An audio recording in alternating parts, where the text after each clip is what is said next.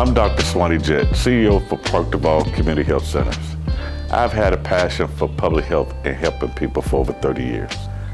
I started my public health journey here in Kentucky nearly 30 years ago at Bullitt County Health Department and received my doctorate in public health and preventive medicine from the University of Kentucky. I've traveled a lot of roads since leaving Kentucky, and I've seen a lot of suffering and healing while on that journey.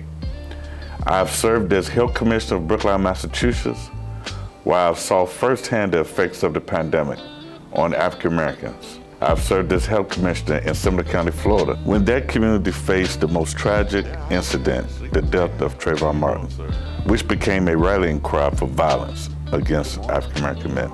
Now I've returned to Louisville. I'm here to have difficult conversations, to shine a light on problems and solutions by speaking with people who are working to make a difference, people who are working to stop the violence and improve our health. I'm here to bridge the river of cultural misunderstanding that divides us and bring change to a community in a health crisis. Why Park Duval?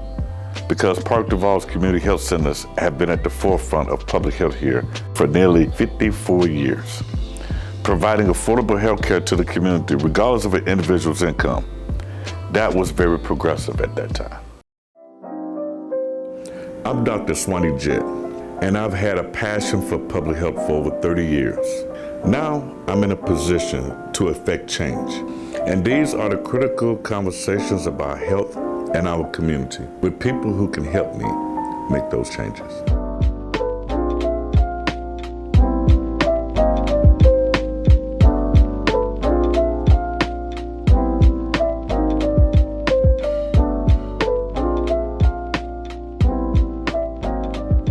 Good morning, I'm Dr. Swanee Jett. I'm your host today of CEO Live Talks. Today I'm gonna introduce a dear friend of mine, Damian Cabo, and I'm gonna let him talk a little bit about his project. We're gonna talk a little bit about mental health today and the impacts of mental health on our society. Welcome to the set, Damian. Really appreciate it, Dr. Jett, really appreciate it. So tell me a little bit about yourself. Well, Damian Cabo, licensed marriage and family therapist, also a clinical certified trauma specialist with families from the Arizona Institute. Got my undergrad in psychology from Spalding University and my master's in counseling from Campbellsville University. What percentage of African American men have that much education? Well, according to research, on a master's level, under 2% of Black male licensed therapists represent Black males in the psychology workforce in the U.S. And so very unique fraternity to be a part of, and understanding that representation matters. So I understand the value, what my face means, I understand what your face means in terms of engaging the community. So you're a unicorn. No, I don't know about that, but I'll do what I have to do though in order to help the community. Well, when I looked at the numbers, there's only like 88,000 of African American men that have a doctorate degree. Right, so that was like 0.0002. Yeah. So when you talk about going into mental health or a clinical licensed therapist, those numbers have to even be smaller than 2%. Correct. So your contributions to the community is great. Talk a little bit about your project that you have. The Minority Mental Health Project started in 2019, but my journey began 25 years ago in terms of my own mental health journeys and my own struggles. Yeah. And so upon me going through the life processes, I realized that therapy was something I needed in order to go down the right road. And so I had a choice. I can either make a left turn or make a right turn. I decided to get the help that I needed, not only for myself, but also for my family. And upon me going through getting my education, I started to identify the gaps in the research when it comes to the barriers of African Americans or Blacks receiving therapeutic services. Mm-hmm. And those barriers were accessibility, affordability, and cultural responsibility. You bring up an interesting point, and I want you to expound upon it a little bit. You identified, or you self-identified, there was an issue. Correct. With your mental health. A lot of people are not able to do that, nor do they have the fortitude to go seek help. What did you identify? What triggered you to do something? The downfall of my family, the downfall of self, the shame I had, the embarrassment I was having throughout my journey. And that's just not the life that I wanted to live. I wanted to live a more productive life. So, it was either, I was also suicidal. So I was, experiencing a lot of suicide ideation.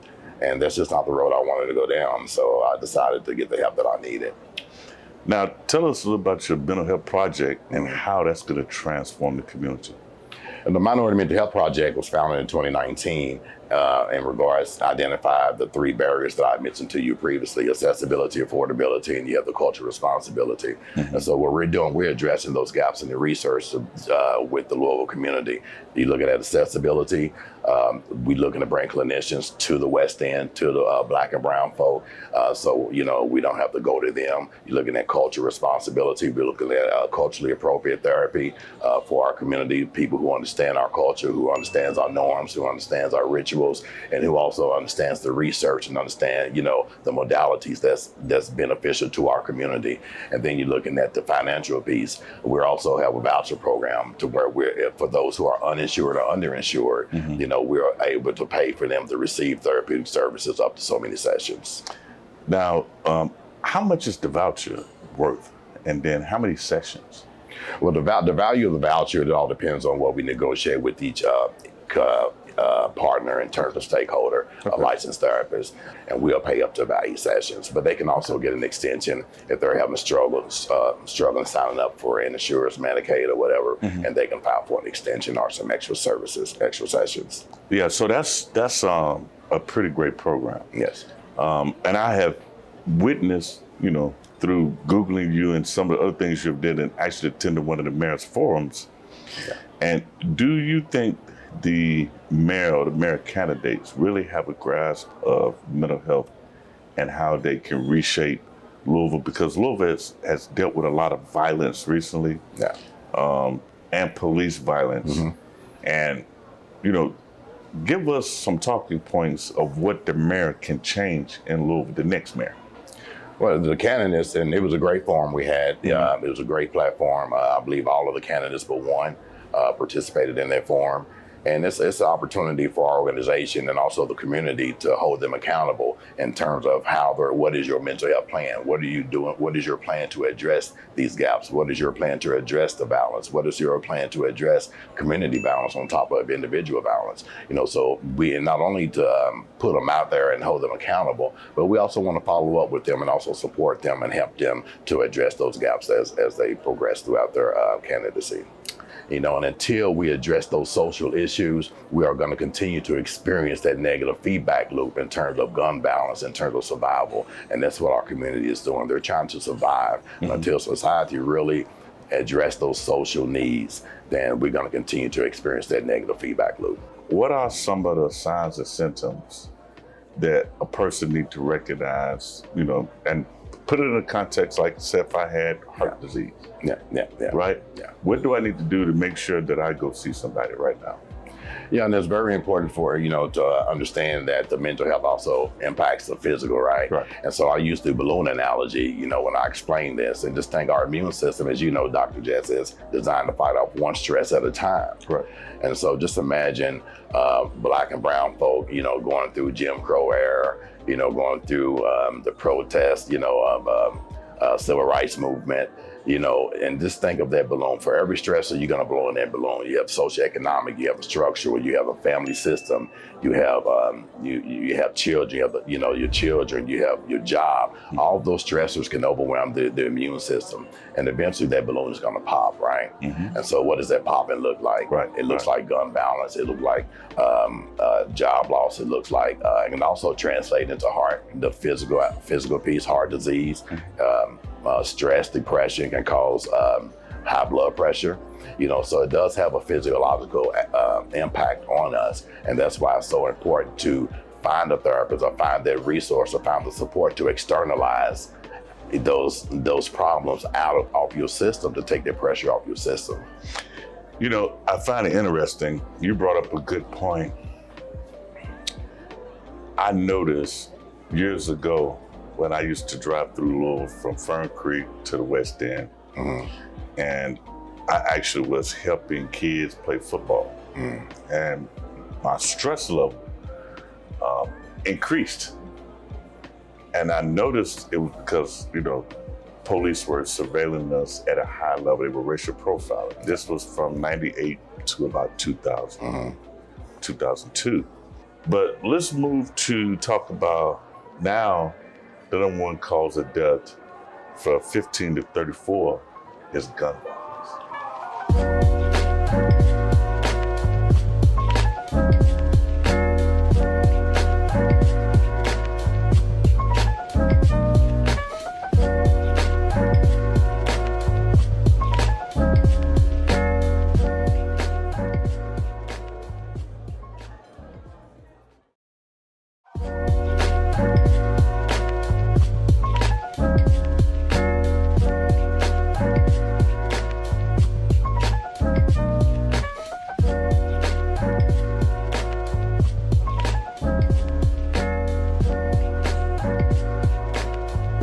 Welcome back to The Groove.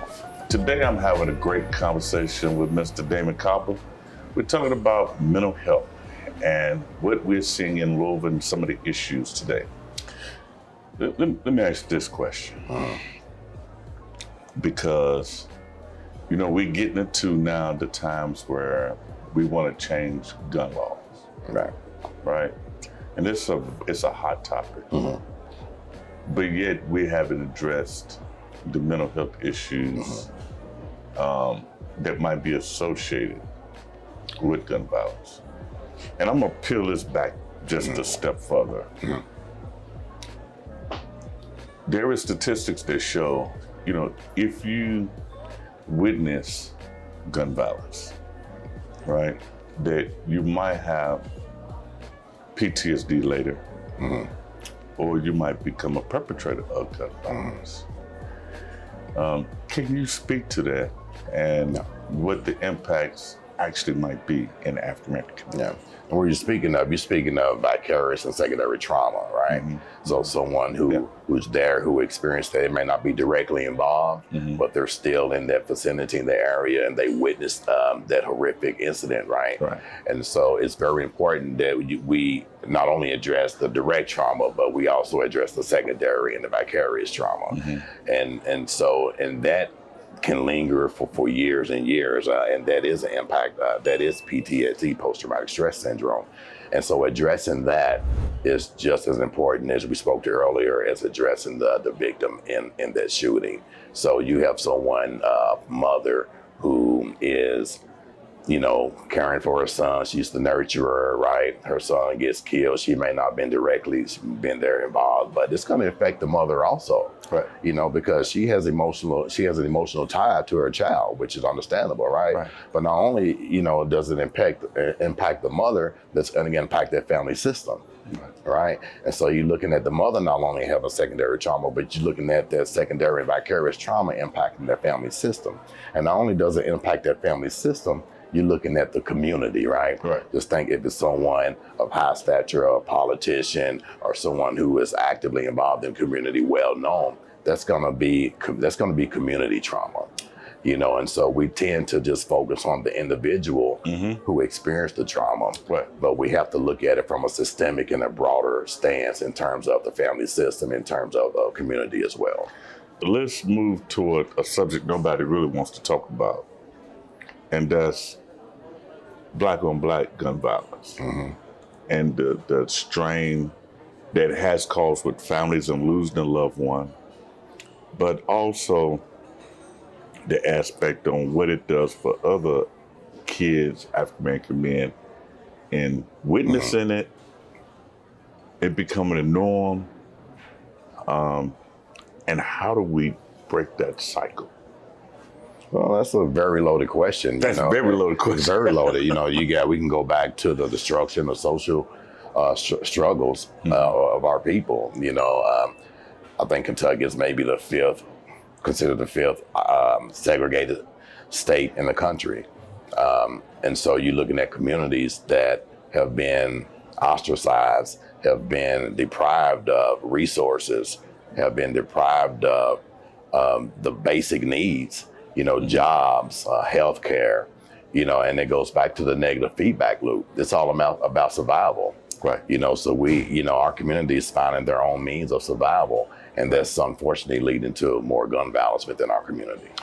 So I always had this supposition that we need to bring crisis teams, not just to deal with the individual that was involved or the family involved, but anybody that witnessed it, right? To break the cycle. Do you believe that sending in a crisis team, right, will actually provide some reward and help heal a community? I think that there's some pros and cons to that. Okay. I think you providing a resource to the community, but you also putting their resource directly in harm's way. So you have to look at the liability aspect of it too. Explain putting it in harm's way. Well, if you sending a social worker out with a police officer. Oh no, not a police officer. Well, okay. Well, I need some clarity because that's what. Yeah. Well, that's the new framework that a lot of communities are going to. Yeah. Sending those resources out with the officer to de-escalate and to minimize the community, the police shootings. Yeah. So let's say it's not particular police shooting, but it's just a shooting period that occurs, and you have people that, you know, it will work best if it's people from the community, so that it's a safe haven for them. How would that work? Is that something that, because when you go in with the police, it brings one connotation. Right. When it's people from the community that you have a built-in team that can be able to address some of the issues. Yeah. Do you think that would be effective? I think that can be very advantageous because there's someone who has a rapport, who knows the community, who has a great relationship with the community, and maybe even works in that community. Okay. And so I'm going to be more out to trust you who come to de-escalate me than more so someone from outside my community who I don't even know, who I don't trust, who I automatically think that, okay, they're looking to lock me up or put me behind bars, so I'm not going to talk to them. But if I see you, I'm going to be like, man, come on, Dr. J, come on, can I talk to you? You know what I'm saying? Can you? You know, so I'm going to be out to listen to you more so than someone outside of our community. So I think there's pros and cons, but I think it's a very, very advantageous in terms of the Black community.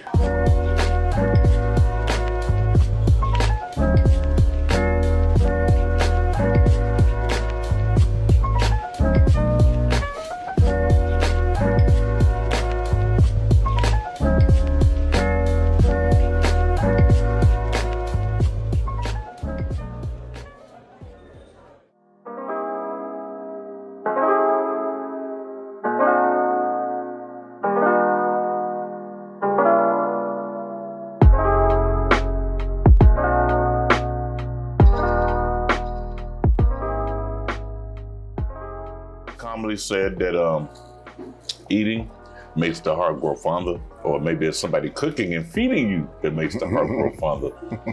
But either way, it provides good context, because I actually think eating helps with mental health, right? Yeah, I agree. So if you don't eat, you probably starving. You're isolated in the room. I know it heals my fiance when she eats, so. I'm not gonna comment. But I have kids that can eat, so I understand. Yeah. When they take that first bite, they're good. It's something calming about eating and having dialogue. Right. Yeah. So I think if more people sit down, have a conversation, right? Maybe there'd be less tension. Breaking bread. Right? Breaking bread. Yeah. You know, you reduce the animosity. You know, there's probably some strategy to conflict, because we ain't talked a lot about conflict resolution. We talked about the aftermath of it. Right. But maybe food is that commonplace. Food, and maybe if it's after hours, you know. So food is a resolution. Food is a resolution. So I'm going to say that maybe in order to solve some of the conflict, I won't say the mental health aspect, but at least the conflict, having food to take us along with. Yeah, I think that's a great idea. So let's dial back. We started talking about, you know, gun violence and what we noticed in the African community. We haven't broached the racism, right? And the impact that racism can have on mental health. Yeah. Peel that onion back for me. What does that mean to you? Because I think you are very relatable to people. Yeah, you're speaking of medical racism when it comes to mental health. Yeah. And we spoke to this earlier. You're probably 0.4% of doctors, on a PhD. 0.0004%. Tuesday. So you're part of a unique fraternity having your PhD. Right. I myself, being under 2% of the master level psychology workforce, is very problematic. Mm-hmm. I think, going back to the history in terms of being excluded from the research, being excluded from the data collection has greatly impacted how we are treated as a community and as a people. So you're looking at tools that have been created for primarily white men, middle-aged white men. And so that's a trust issue. So, and you have a lot of clinicians who doesn't understand that and does not explain the modalities that they're using on our families was created for a white family. And so to me, that's a sense of medical racism and bias. We have an ethical responsibility to explain the tools to our clients and give them the option if they want to be part of that treatment.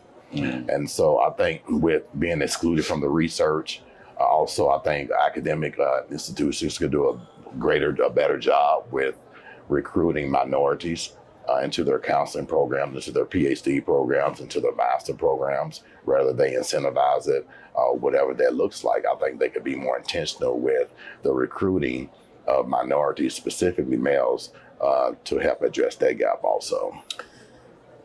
So I'm gonna take it one step further. Yes, sir. If I may. What happens to you personally if you recognize a person exhibiting racist acts? And how does that impact you mentally? Because I think a lot of people, and there's been research on this, don't really understand when a person deals with racism, the impact on the body and the mind. So unpack that for me. Well, that's a very, very loaded question. But in terms of dealing with racism one-on-one, like if I'm faced with it, I think because I know who I am and whose I am, I'm able to, and I have the fortitude to address it face to face. I think that's the best way to deal with it. It's just confronting it face to face and head on. But in terms of what it can do to the body, and it goes back to the balloon analogy, we want to continue to suppress those true feelings. And what we really want to tell you, I really want to tell you how I feel. Right. I really don't like what you said. I really don't like this policy, but instead we suppress it and we internalize it. And then we get home, we'll be like, man, I wish I said this. I wish I said that. But I think facing it head on is probably the best way to deal with it. But you have to be equipped with knowing how to deal with it in terms of the language, in terms of the posture, in terms of, your attitude as well. Talk to me a little bit about isolation and the stress on the body, mental health that people probably experienced during COVID. Yeah, and those who suffer from, who's already suffering from a mental illness, isolation is very, very real, and it kind of heightened the sense of isolation, because of COVID. You got to look at schools were forced to be closed down, businesses shut down, people were forced to stay at home. And so the isolation is something we have to take very serious that can lead to anxiety and depression. What we're living now, I believe, is going to be our new norm. You're looking at the monkeypox, and looking at COVID, so it's going to be a sense of urgency in order, from our country, to really manage these pandemics. But I think we're living in a new sense of norm. Mask may be the normal wear nowadays. What can people do if you're locked down or isolated? Just engage your family, even if it's going out on the balcony or the patio. Just get involved with the family, play family games, continue to be socially available. to the ones that you love. Continue to support the ones that you love, and it can be challenging. It can be challenging just being creative. I think being creative within the confinements of your own home to really address the isolation and to prevent it. What are some really trusted things that people should witness or notice that's different?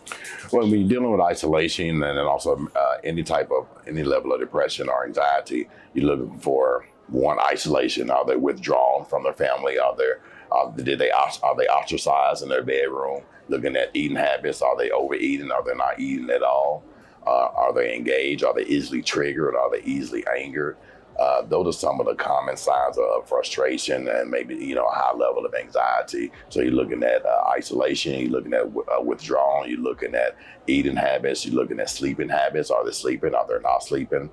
So those are some things that I think the community or people can look at overtly to identify if someone is really needing the help. Because what you have to understand is once those anxieties and those symptomologies start to take over your daily functioning, then that's when you need to really get more intense help. On a final note, tell me a little bit about where you think Minority Mental Health Project can go in the future in terms of reshaping the conversation about mental health and improving, because the mayor needs to know this. The next mayor needs to have a plan, needs to consult with you in order how we reshape Louisville.